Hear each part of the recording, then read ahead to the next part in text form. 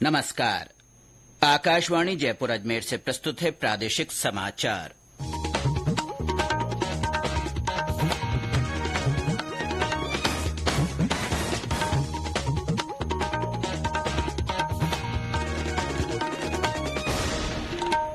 मुख्य समाचार।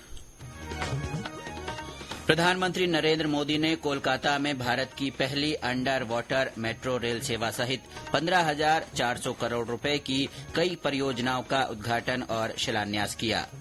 प्रधानमंत्री ने नारी शक्ति वंदन कार्यक्रम के समापन समारोह के अवसर पर आज महिलाओं को संबोधित किया। मुख्यमंत्री भजन लाल शर्मा कार्यक्रम से वर्चुअली जुड़े। राष्ट्रपति द्रौपदी मुर्मू ने 94 प्रख्यात कलाकारों को संगीत नाटक अकादमी पुरस्कार प्रदान किए। इनमें राजस्थान के 4 कलाकार शामिल। और प्रदेश के ज्यादातर स्थानों पर तापमान में कमी से सर्दी का असर बढ़ा।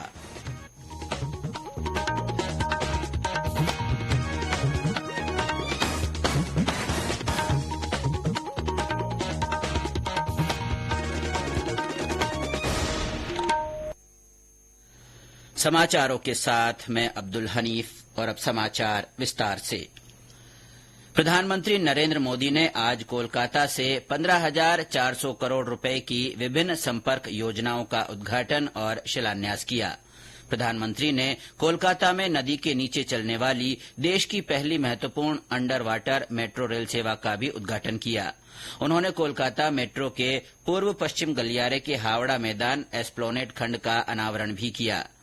प्रधानमंत्री ने आज ही बिहार में पश्चिम चंपारण जिले में बेतिया से लगभग 13,000 करोड़ रुपए की विभिन्न विकास परियोजनाओं का उद्घाटन और शिलान्यास किया। प्रधानमंत्री नरेंद्र मोदी ने आज देशभर की महिलाओं को नारी शक्ति वंदन कार्यक्रम के समापन समारोह के अवसर पर वर्चुअली रूप से संबोधित किया।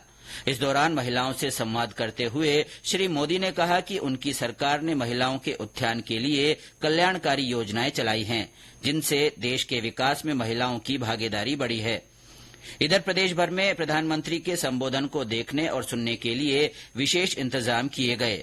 मुख्यमंत्री भजन लाल शर्मा ने जयपुर में आयोजित समारोह को वर्चुअल रूप से संबोधित करते हुए कहा कि यह अभियान 1 करोड़ स्वयं सहायता समूहों से संपर्क स्थापित कर 10 करोड़ से अधिक महिलाओं को विकसित भारत संकल्प से जोड़ने के लिए चलाया गया है। उन्होंने कहा कि राज्य सरकार ने स्वयं सहायता समूहों के माध्यम से प्रदेश की 11,24,000 महिलाओं को अगले 3 वर्षों में चरणबद्ध रूप से लखपति दीदी बनाने का लक्ष्य निर्धारित किया है, जिनमें से 2,80,000 से अधिक महिलाएं लखपति दीदी की श्रेणी में आ चुकी हैं। वहीं प्रदेश भर में विभिन्न जिलों में पंचायत स्तर से लेकर नगर निकायों के स्तर पर नारी शक्ति वंदन कार्यक्रम के लिए बड़ी स्क्रीन लगाई गई। कार्यक्रमों में बड़ी संख्या में महिलाओं ने भाग लिया। लोकसभा अध्यक्ष ओम बिरला और केंद्रीय खेल और युवा मामलों के मंत्री अनुराग सिंह ठाकुर ने आज नई दिल्ली में राष्ट्रीय युवा संसद महोत्सव 2024 के समापन समारोह को संबोधित किया। संसद के केंद्रीय कक्ष में आयोजित समारोह को संबोधित करते हुए लोकसभा अध्यक्ष ने कहा कि युवाओं की सोचने की क्षमता, कुछ नया करने की क्षमता और काम करने का उत्साह 2047 तक भारत को विकसित भारत बनाने में महत्वपूर्ण भूमिका निभाएगा। उन्होंने कहा कि भारत आज आधुनिकीकरण की ओर बढ़ रहा है और साथ ही अपनी विरासत को भी बरकरार रख रहा है। इस मौके पर श्री ठाकुर ने कहा कि युवाओं की दृढ़ आवाज एक राष्ट्र के रूप में भारत की दृढ़ शक्ति को दर्शाती है। उन्होंने कहा कि भारत ने प्रौद्योगिकी के सकारात्मक उपयोग और दुनिया की 5 नाजुक अर्थव्यवस्थाओं से शीर्ष 5 अर्थव्यवस्थाओं में इसकी प्रगति देखी है।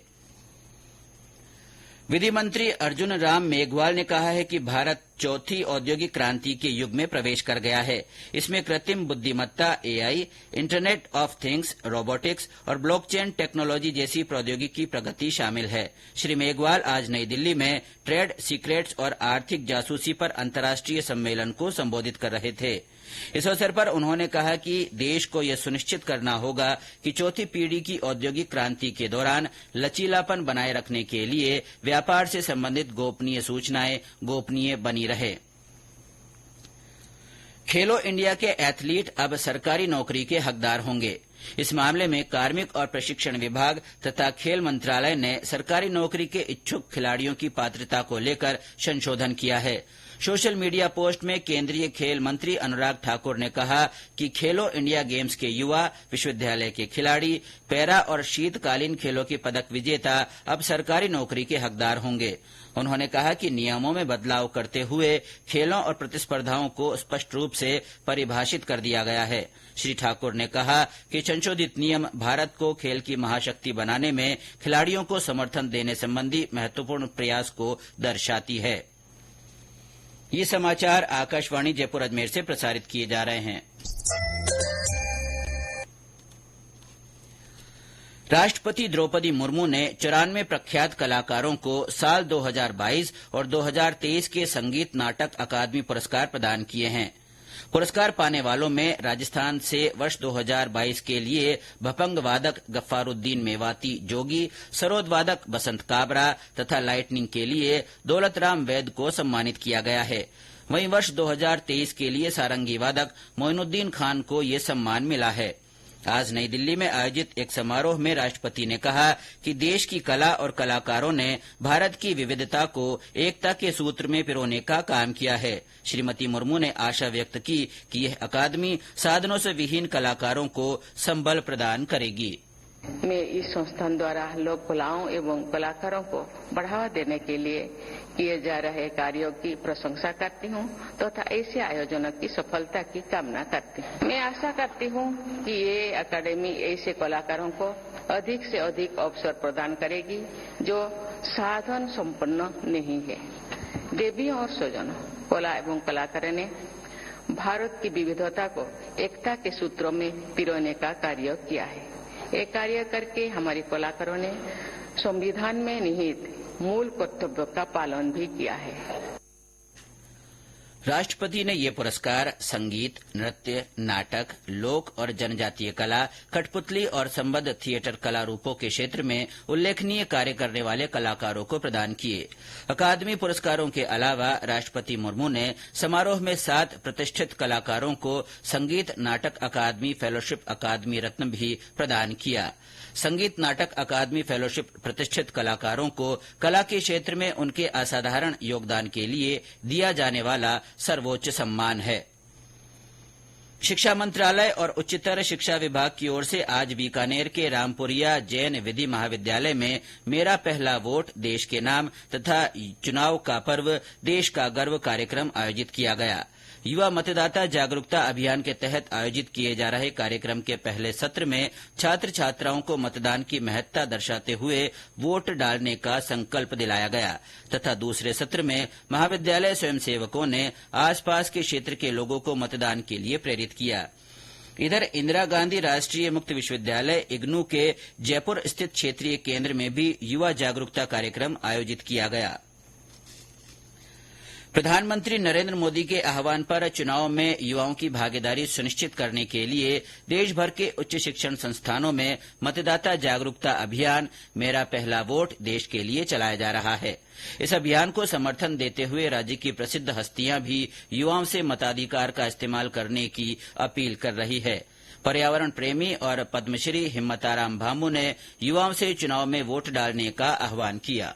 मैं पद्मश्री अवार्डी पर्यावरण प्रेमी हिम्मताराम भामू नागौर, मैं आम सभी मतदाताओं से अपील करता हूं, जितने भी सभी मतदाता है तो अपना मताधिकार का प्रयोग करें और जो कोई युवा है वो अभी नाम नहीं है तो वो भी नाम जुड़वा ले। मैं सभी देशवासियों से, सभी राजस्थान वासियों से मेरा अपील करता हूं कि भी आप ज्यादा से ज्यादा मतदान करें और मतदान से कोई वंचित नहीं रहे। जय हिंद। केंद्र सरकार की जन कल्याणकारी योजना पीएम स्वनिधि योजना लोगों के लिए वरदान साबित हो रही है। इस योजना से रेहड़ी पटरी के माध्यम से जीवन यापन करने वाले लोगों को संबल मिला है। चूरू से हमारे संवाददाता की एक रिपोर्ट। इस योजना के तहत अब तक 5,211 स्ट्रीट वेंडर्स को लोन स्वीकृत किया गया है, जिसमें से 4,892 स्ट्रीट वेंडर्स ने बैंक के माध्यम से लोन लेकर काम शुरू कर रोजगार की मुख्य धारा से जुड़ गए हैं। जिले में इस योजना से 8,297 लोगों को लोन उपलब्ध कराए जाने का लक्ष्य रखा गया है। सरवण शर्मा, आकाशवाणी समाचार, चूरू।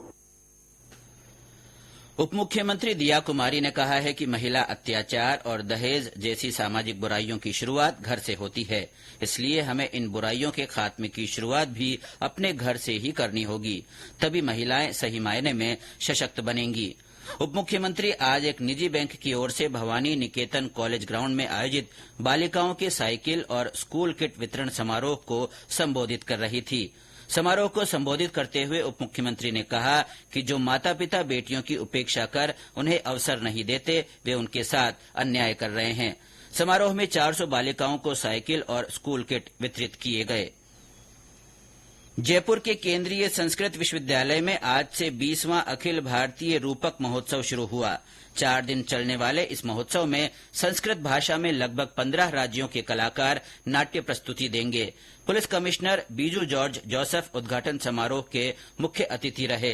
कार्यक्रम को संबोधित करते हुए श्री जोसेफ ने कहा कि संस्कृत भाषा भारतीय संस्कृति और संस्कार का अद्भुत अनुभव कराती है। उन्होंने युवाओं से संस्कृत भाषा को अपनाने और इसका प्रचार प्रसार करने का आह्वान किया। रूपक महोत्सव में संस्कृत के अलावा राजस्थानी, प्राकृत, तमिल, डोगरी, कन्नड़, तमिल और मलयालम भाषा में भी नाट्य प्रस्तुतियां होंगी। राज्य में ज्यादातर स्थानों पर तापमान में कमी आने से सर्दी का असर बढ़ गया है।